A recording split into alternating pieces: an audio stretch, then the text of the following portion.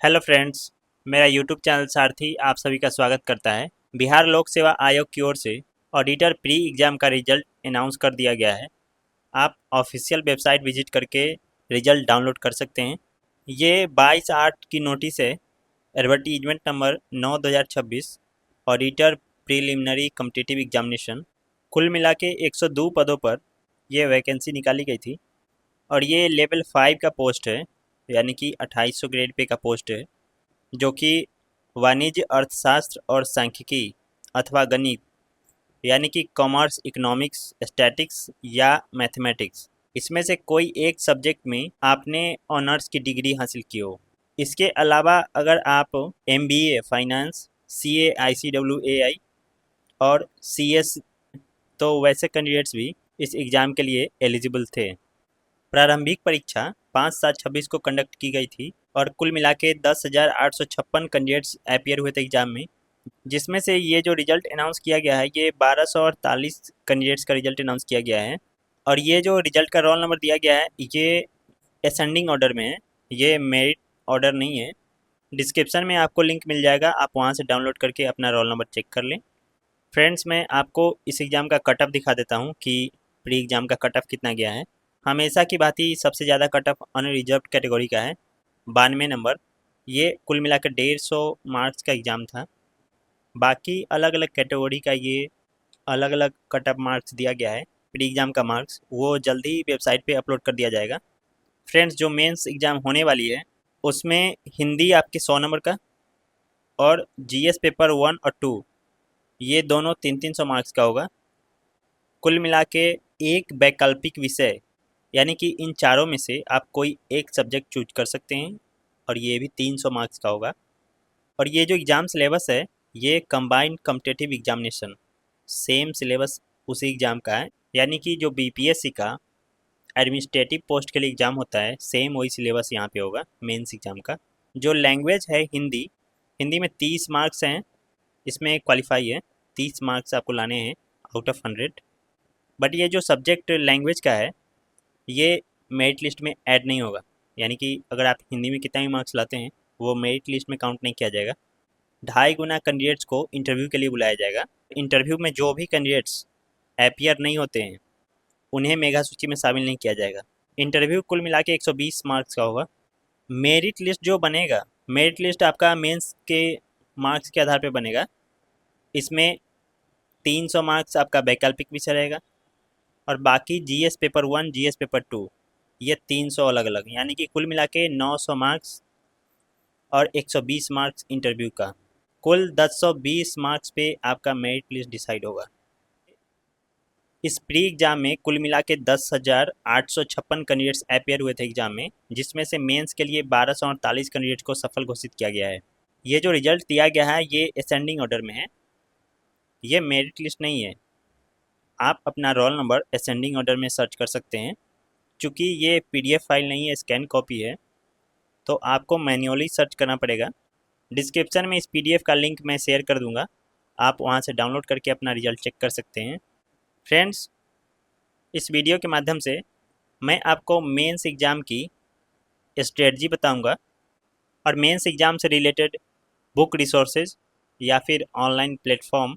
BPSC auditor इस exam का जो मेंस पेपर है, मेंस एग्ज़ाम क्रैक करने की जो स्ट्रेटजी है आपको मैं संक्षेप में बता देता हूँ, आप फॉलो करें। और जो भी मैं बुक रिसोर्सेज बताऊँगा ये रिसोर्स आप फॉलो करें। आप ज़्यादा रिसोर्स के चक्कर में ना पड़ें कि ये भी पढ़ ले वो भी पढ़ ले, आप कोई एक ऑथेंटिक रिसोर्स पढ़ें। सबसे बेहतर यही होता है कि आप कोई एक ऑथेंटिक रिसोर्स पढ़ें। मेंस एग्ज़ाम का जो पैटर्न है ये कुल मिला के 1000 मार्क्स का होगा, जिसमें से 100 मार्क्स जो होंगे आपके ये लैंग्वेज के होंगे, यानी कि हिंदी पेपर, और ये क्वालिफाई है, इसमें आपको 30% मार्क्स लाने हैं। ये पेपर क्वालिफाई है। सेकंड जो पेपर है और जो थर्ड पेपर है ये GS1 और ये GS2, ये दोनों पेपर 300 मार्क्स के हैं। और जो चौथा पेपर है ये ऑप्शनल है, यानी कि आपके पास 4 सब्जेक्ट हैं, इन चारों में से आपको कोई एक पेपर सेलेक्ट करना है और ये एग्ज़ाम भी 300 मार्क्स का है। इसके बाद मेंस एग्ज़ाम के बाद 120 मार्क्स का इंटरव्यू होगा अब बात करते हैं बुक रिसोर्सेज की। तो जो सबसे इम्पोर्टेंट चीज़ है जीएस पेपर में, वो है आपका करंट अफेयर्स। सबसे ज़्यादा परेशानी बच्चों को इसी में होती है। करंट अफेयर्स के लिए आप पिछले 15 महीने का आप करंट अफेयर्स अच्छे से कवर कर लें। और जो सबसे सूटेबल और सबसे ऑथेंटिक मुझे लगता है करंट अफेयर्स के मामले में, ये दृष्टि पब्लिकेशन की ईयरली कंपाइलेशन जो होती है वो होती है। और सेकेंड चीज़, इसी में करंट अफेयर्स में ही आप दृष्टि आईएएस की वेबसाइट विजिट करें। और वहाँ पे जो मंथली कंपाइलेशन होता है, ये बहुत अच्छे से डिस्क्राइब किया हुआ रहता है हर टॉपिक को, हर रेलेवेंट टॉपिक को। और उसमें बिहार स्पेशल करंट अफेयर्स भी अलग रहता है, वो भी मंथ वाइज रहता है। तो आप दोनों कवर करें। आप वेबसाइट से कवर कर सकते हैं, ये फ्री ऑफ कॉस्ट है। मैं डिस्क्रिप्शन में लिंक इसका दे दूंगा, आप वहाँ से वेबसाइट ओपन करके डाउनलोड करके पढ़ सकते हैं। और जो सेकेंड चीज़ है कि बाकी जीएस पेपर आप कैसे करें। और थर्ड है कि आप ऑप्शनल कहाँ से करें। तो ऑप्शनल के बारे में आपको बता रहा हूँ सबसे पहले कि आप ऑप्शनल वही सब्जेक्ट चूज करें जो आप ऑनर्स में पढ़े हो। और जहाँ तक बात है जीएस पेपर 1 की और 2 की, तो इसके लिए जीएस पेपर 1 के लिए और 2 के लिए मैं आपको कंबाइन बता देता हूँ। आप दोनों के लिए इतने बुक ले सकते हैं। आप मॉडर्न हिस्ट्री पे ज़्यादा फोकस करें। मॉडर्न हिस्ट्री के लिए आप स्पेक्ट्रम बुक ले सकते हैं, बट आपको पूरा नहीं कवर करना है। स्पेक्ट्रम के हर चैप्टर के लास्ट में एक पेज रहता है जो एक तरह से निचोड़ कह सकते हैं, चैप्टर का निचोड़। आपको बस वही पढ़ना है। और बिहार स्पेशल के लिए आप या तो केबीसी नैनो या फिर क्राउन पब्लिकेशन की जो बुक आती है स्पेशल की, ये दोनों में से आप कोई एक चूज कर सकते हैं। और इसमें आपको पढ़ना क्या है, मेन टॉपिक संथाल विद्रोह, 1857 की क्रांति। और इसमें बाबू कुंवर सिंह और इनका जो योगदान है इस संघर्ष में, उसके बारे में आपको डिटेल से पढ़ना पड़ेगा। फिर क्विट इंडिया मूवमेंट यानी कि भारत छोड़ो आंदोलन, मौर्य कला, पाल कला। एक और जो सबसे इम्पोर्टेंट टॉपिक है वो है पटना कलम चित्रकला।